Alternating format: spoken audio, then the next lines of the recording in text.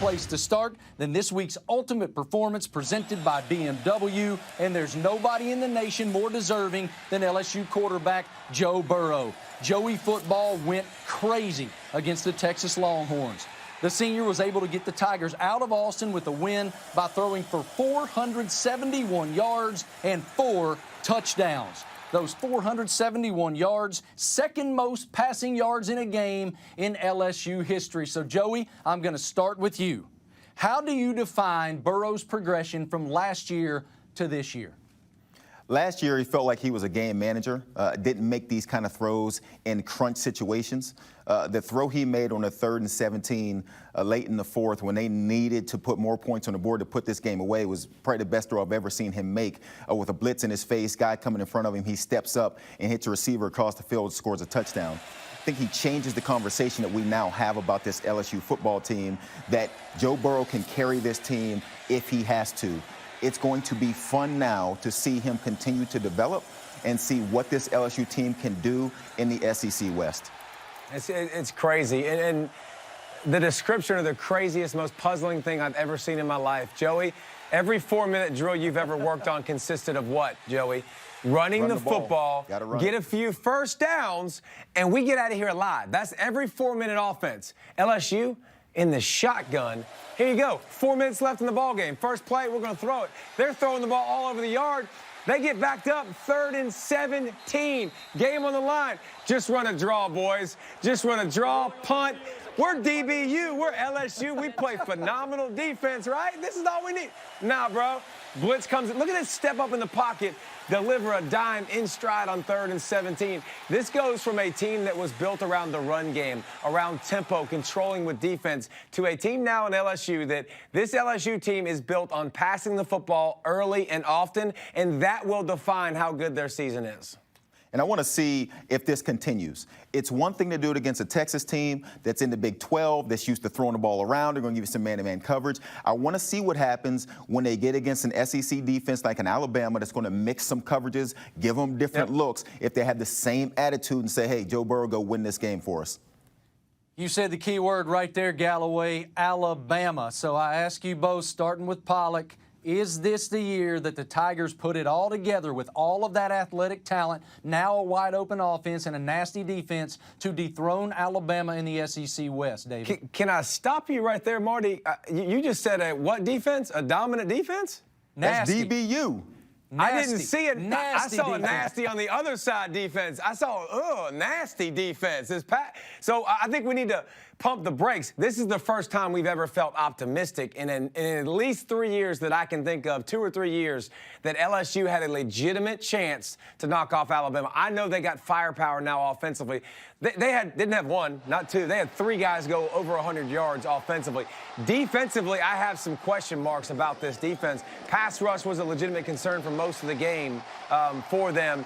And in the back end, golly, we're used to seeing them lock down people and shut down defensively. This is the most confident I've felt about LSU, Joey, in a long time, because I know they can score. But, I mean, they're going to have to play some better defense to beat Alabama. Yeah, Sam Ehlinger threw the ball for 400 yards and 4 touchdowns. If they let Tua do that, they will lose to Alabama. Simple as that. Alabama's defense will be better than Texas. And so as you look at this LSU, we've not seen this conversation about LSU in past years where it's their defense that we're worried about now, but they were bad. They were simply bad against Texas. They're going to have to be better. Bad but nasty? We'll see. It'll be interesting. There's no question that LSU is among the college football elite. So let's take a look now at this week's college football rankings presented by PlayStation. We mentioned LSU. They're the big movers in the polls this week, jumping into the top 4 after that huge win against the Longhorns. The big sliders, the Michigan Wolverines, who after escaping Army in double overtime, dropped 3 spots down to 10th. Week 2 was weird, fellas. A couple teams that produced concerning performances out of the Big Ten, which were Nebraska and Michigan. Michigan's 2-0, but they barely survive Army, and Nebraska loses to Colorado in overtime. So which of these 2 programs most concerns you following Week 2? David? It's definitely Michigan. I know Nebraska lost. I didn't think Nebraska was going to be ready in year 2. Harbaugh Dude, we've had years of this. We changed our offensive coordinator. We couldn't punch Army in the mouth and move the ball on Army. We got issues. They're fumbling the ball. They're a nonprofit organization right now, the way they're giving the ball away. Good Lord. I mean, they've been fumbling the ball left and right, committing turnovers. I got news for you. Shea Patterson still doesn't look like he's developed into Harbaugh's next great quarterback, and he's making reads. His eyes keep coming down. He keeps scrambling instead of throwing the football, going through his progression. So if you're not worried about Michigan, you didn't watch the first 2 weeks. Yeah, I'm gonna hold off on the Michigan thing. We watched Army, who was a 30-point underdog to Oklahoma last season, take Oklahoma to overtime. Oklahoma then goes on to get in the playoffs. So I'm gonna give I'm gonna give Michigan sort of a pass in this situation. We'll see them next week and find out what they're gonna do. But this Nebraska team, the week before, their defense created 5 turnovers is how they won the game. Then they come into last week, and their defense gives up 24 points in the fourth quarter to Colorado. Now, this is a Nebraska team that a lot of people believed in. I didn't believe it. Pollock, I don't know if you believed it because they were a 4-win team last season. And so a lot of people thought they would win the West. They have not looked like a very good football team through 2 weeks because they've been inconsistent in both sides of the football. They're not doing any one thing well. So moving forward, Wisconsin's looking like Wisconsin, like they always do. Iowa's looking pretty good. I don't know what this Nebraska team is going to be, but they better eliminate their mistakes the same as you're talking about Michigan. One team we all believe in, certainly the #1 ranked Clemson Tigers. They head to the Carrier Dome on Saturday to face Syracuse. Remember, just a couple years ago, Syracuse pulled the upset there, but boy, they had a rough one last weekend. They got boat raced by Maryland. Let's see what happens on Saturday, 7:30 on ABC and the ESPN app. Coming up, hear the unique analogy Tennessee head coach Jeremy Pruitt used to describe the state of the volunteer program. It was a really interesting one. And today, ESPN released its list of the top 150 teams in the history of college football. Which team is the greatest of all time? Find out. Coming up, we'll discuss on College Football Live.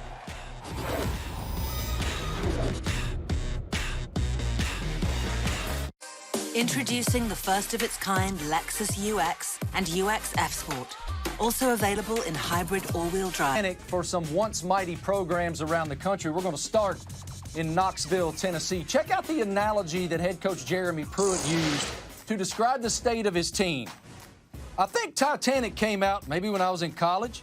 When the boat starts going down, remember all those mice running up to the top, right? Sure don't. So we've had a few that's left our program. But you figure out who wants to be a Tennessee Vol and who don't. And you know he threw a couple all rights in there because it is Coach Pruitt, and he likes to say all right. So, fellas, I ask you, on Rocky Top, is it time for patience or panic, Joey Galloway? Absolute panic. They're 0-2. They better beat Chattanooga because after that, they got Georgia, Florida. So I don't know who on this schedule outside of Chattanooga you are picking Tennessee to beat. They have looked terrible through 2 games. At least in the first half of BYU, they had a lead, but then they gave it away. Yeah. Did the mice survive, by the way? Did they make it? I didn't see that movie. I don't remember. Okay. I don't think. Well, I don't remember means they didn't. I think it's definitely time for panic. It's DEFCON 1. It's not looking good. You know, it's a bad situation, man. First week you saw defensive mental mistakes and alignment and stuff like that. And then last week you give up an unexplainable play late in the game when you're up to just try to seal it. Makes absolutely no sense what they're doing. Yeah, Chattanooga, Florida, Georgia, Mississippi State, Alabama, good luck. UCLA. Let's head out west. They're a bit of a mess right now as well. Here's what head coach Chip Kelly had to say about the Bruins right now. You don't tear up the root of the tree to see if it's growing. You know, you just keep watering it, you keep growing it and doing what you're supposed to do, and that's what happens over the course of time. You know, I think we all live in a society where we want a quick fix and an instant pill, but it doesn't exist. Unique thing about our game, you don't have any preseason games, so you just jump right into it. And some of these kids that are playing right now had never really played in the games. All right, guys, take a look at this. This letter was sent by UCLA Monday to season ticket holders who attended the San Diego State loss, offering 4 free tickets to this weekend's Oklahoma game. Yikes. Is it time for patience or panic out west at UCLA, Pollock? Man, I feel bad, but it's panic, man. I mean, do you remember when Chip Kelly was that offensive savant? Yes. And he was that dude, Joey? 14 points, both games, Cincinnati and San Diego State. Like, it's not working. It's very. I didn't think Chip Kelly would turn UCLA around and make them a national championship contender, but you did think they'd come in, have an offensive spark, and do something different. I mean, he's 3-14, something like that, or 2-14. I mean, it's been bad, man. And I agree with the patience thing, but usually year 2, what we've seen in college football is the year that it turns around. Man, it doesn't look good, and it's time to panic. Hey, Marty, you didn't give us a whole lot of wiggle room on these first 2 questions, big fella. You brought up 2 programs that have been absolutely terrible. It's rough. You're right. It's rough. They're averaging Galloway. 14 points. And you look at UCLA, they got Oklahoma and then Washington State next. I mean, so they're going to be 0-4. I mean, you're not going to even come close to these next 2 teams if you're just going to score 14 points. You are in trouble. They're not ranked in the top 100 in a lot of offensive categories, and that's what Chip Kelly is known for. So it is absolute panic time for Tennessee, for UCLA. And Marty, I hope this next question, I hope you got a better question for us because you haven't given us much options on those first 2. I'm not too sure. I think it's an easier one, but we'll see. Let's stay out west with Washington. We all expected they'd be pretty good with Jacob Eason at quarterback. Chris Peterson is a very good head coach. But, gentlemen, they lost to Cal. They lost to Cal over the weekend. They lost to Cal last year. You act like that's the biggest stunner in the world. Well, look, man, no offense to Cal, but I expect Washington to beat Cal. Jacob Eason is more than capable at quarterback. Chris Peterson has led the Huskies to the college football playoff in the past. It's Cal. I don't think it's time to panic yet because they lost to Cal a year ago and still went to the Rose Bowl. So they also lost to Auburn a year ago to start the season. So they retooled and rebuilt. I think what you saw, too, is Jacob Eason. We know he has a ton of ability. And we said, hold off. Let's get through the Cal game first because Cal's got one of the best secondaries in the country, bar none. They haven't been able to score points very often at all, but they can play some great defense. Jacob Eason showed he's not ready yet. And that offense for Washington, let's be honest now, by the way, Chris Peterson, we give him a lot of credit, and he deserves a lot of credit what he's done over the years. The last several years, Washington's offenses have sputtered and have not been explosive offenses. They got to figure that out. I know Jacob Eason's a new quarterback. He's got a big arm. That offense is now sputtering on over a season plus. They got to get that thing fixed, excuse me. Yeah, I think it is panic time, especially if we're talking about opportunity to get to the playoff. It's panic time for anybody in the Pac-12 that has a loss already. I mean, if you look around the country, the SEC is looking strong, so the winner of the SEC will get in. Ohio State in the Big Ten is looking strong. In the ACC, Clemson has a cakewalk. They'll get in. Oklahoma's looking good again. Texas is looking good. So if you're Pac-12 and you're thinking we'd like to get to the playoff, then, yeah, you're sort of in a panic because you're undefeated team in Utah. The problem is, on the rest of their schedule in this season, they don't have a team ranked in the top 20. And so they're going to have to not just win, but blow teams out and then hope that Oregon gets in highly ranked and beat them to get in. So if I'm the Pac-12, I'm a little worried. Utah doesn't play Oregon, doesn't play Stanford. Not that Stanford's anything to write home about this year anyways. But they do play at Washington State, who should be a top 20 team at that point because we all agree Washington State's going to beat UCLA. That's going to happen. So I think, the strength of schedule isn't going to be great. But if you watch Utah, I like what I see from them, and they're going to be the Pac-12's team that's going to be flying the banner this year. I kind of look forward to seeing what's going to happen with SC now with Keaton Slovis. Dude. How about Keaton Slovis, America? Yeah, wow. That young man came out spinning it around the yard, gentlemen. That dude was awesome. Yeah. Going to be fun to watch them. I'll be the first to tell you, I thought the season was over. I So thought did the I. season Everybody was did. absolutely over. I thought Clay Helton was now out the door. Slovis for Heisman, baby. Let's go. Baby. Slovis and Joey. You better get for the to hardware. Hey, you better get to left. Slovis. You better A get lot to of football Slovis. left. USC QB, baby. Of course, tempered by Galloway. A lot of football left. I love it. All right, who do we think is the greatest college football team designed? Galloway, what did you think about that news? I think it's interesting in timing.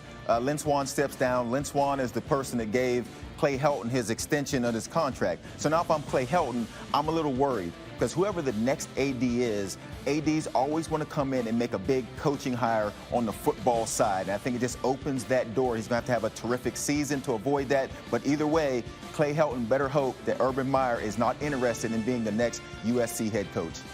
Dang, that name's just going to keep flying around about coaches, ain't it? No, it definitely does always mean that. It's trouble. But, by the way, Lynn Swann always been class personified his whole life. I've loved watching him play, watching him speak, and whatever he's going to do, congratulations on the future. But Clay Helton, just win. Don't worry about that. Just win 8, 9, 10 games. We good. We good. Last weekend certainly helped. Yes, it did. This is the 150th anniversary of college football, and ESPN is blowing it out. We put together an expert panel to determine the greatest teams of all time. Let's take a look at that list, which was released today. Here's 6 through 10. Alabama checks in a couple times here. 2009, it was Nick Saban's first title with the Tide, and the 1979 Tide, Bear Bryant's last title at Alabama. And don't forget those Miami Hurricanes in 2001. They're at number 7 that produced 17 future first-round NFL draft picks. That seems awful low. All right, here's 5 to 1. The Clemson Tigers, last season, they check in at number 5, led by freshman Trevor Lawrence. The Tigers became the first team since 1897 to go 15-0 in a season.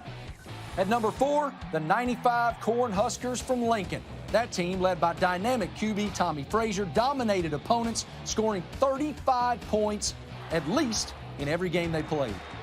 Checking in at 3rd is the 1972 USC Trojan group. They beat 6 ranked opponents that season and were led by future Hall of Famer Lynn Swann, who we just discussed, who averaged 20 yards a catch. At number 2, another Trojan team, this one the 2004 group, led by Pete Carroll and Heisman winners Matt Leinart and Reggie Bush. They won by 25 points a game average. The best team in college football history, gentlemen, the 1971 Nebraska Cornhuskers, led by future Heisman winner Johnny Rodgers. They held 10 of their opponents, guys, to less than 7 points and were able to win the game of the century over number 2 ranked Oklahoma 35-31. That is a hell of a list. What do you think, Galloway? I think when people look at these lists, they got to realize this is on stats and numbers and what this team did in their particular season. It's not like you're saying that the 2001 Miami Hurricanes couldn't beat the 1971 Nebraska Cornhuskers. That's not a true statement. But if you look at what these teams have done in their stats, very impressive, all 10 teams, but it's always fun to look back and see those games that you forgot about and some of those players you forgot about. And it's very interesting in that way to enjoy the history of 150 years of college football. So you're saying Charlie Rodgers couldn't outrun Ray Lewis and I don't think so. Sean Taylor and company? I don't think so. You don't think that would go well? No, but I will say this. When you read and you research, because I wasn't alive in 71 and I didn't watch that stuff, it's kind of cool to see the past teams and to see the most dominant teams. And I really think the only way you can go and say who the most dominant team ever is, did you beat a bunch of really good teams? And that year, Nebraska, they beat 2, 3, and 4 in that season in the final poll. So, and 17 if you want to throw that in there, but that's pretty amazing when you're talking about beating Oklahoma, Alabama, and Colorado and wiping them out, some of them out by 30 points. So Nebraska had the best quote-unquote resume. Hey, a forward pass, Joe. Did you see that? That was a forward pass. Look at this. Look at this guy. Like, when you watch this film right here, could you imagine this on your iPad nowadays? And this is the game film you got to watch, nice and great. No HD instant in that replay. film. No instant replay? Wait a minute. Did he cross the goal line? No. I don't think so. All right, fellas. All right. It's time for That's What It's All About. We're going to start highlighting the good in the sport. And I want to tell you, Tennessee Volunteer Nation, you need to be absolutely proud of yourselves. Think about this. As we stated, it's been a really tough season on Rocky Top, but when a schoolboy in Florida was bullied for wearing a homemade UT t-shirt on Collegiate Spirit Day, the Vol Nation responded in droves. Vol Shop mass-produced a replica of that little boy's homemade t-shirt, and what happened? The Vol Nation bought more than 16,000 of those t-shirts. Awesome. I love this. It is a reminder to every single one of us that kindness wins. And I'm so appreciative of that gesture, Vol Nation. Been a really tough year for Jeremy Pruitt so far. But that is what it's all about. And we know, Marty, this because we spend so much time, Joey, around the sport. There's so much good that these teams are doing for their communities and these players are doing to help so many people. Great example. Yeah, Tennessee, you're 0-2, but awesome example of kindness. Tip of the cap. Yeah, and it's great to see their fans are still locked in. Should buy all three of us one.